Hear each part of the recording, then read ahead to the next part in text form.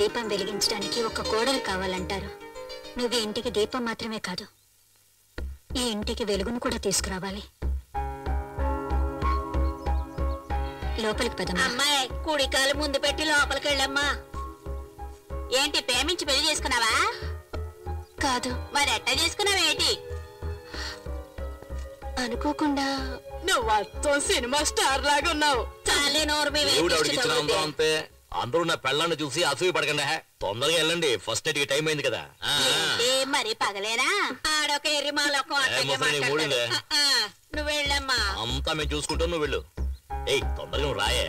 ఏంటి slow motion?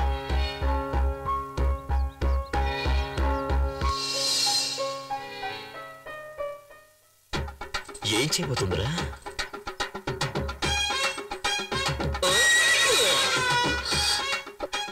ఏంటి అట్లా చూస్తున్నావు? ఇదే మన అలవాటు. నువ్వు వెనక ముందు చూసుకోకుండా ఎప్పుడు పడితే అప్పుడు వంగావనుకో, ఏం చేస్తాను? ఇలాగే దూకేస్తాను. తర్వాత నెక్స్ట్ ఏంటి? పాలు చెంబు పళ్ళు ఇలా తీసుకొస్తావా? నువ్వే పాలు చెంబు పండులా ఉంటే అవన్నీ ఎందుకంట? మీరు గనుక సమయానికి వచ్చి నా పరువు కాపాడుకుపోయి ఉంటే నేను మా అమ్మ ఆత్మహత్య చేసుకుని చనిపోయేవాడిని. మీ అమ్మకేంలే, పుట్టుకొని పోయే వయసు.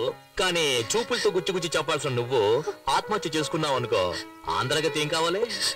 ఎగతాళి చేయకండి. నేను బయటికి చూడటానికి ఇలా కొందరు బొమ్మలా కనిపిస్తాను కానీ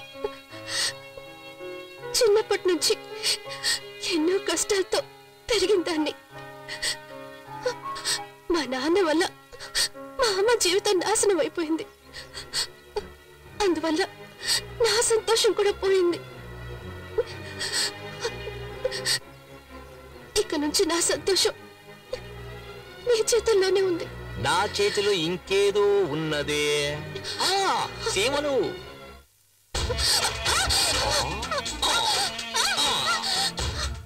బంగారు కోడి పెట్ట వచ్చేనండి.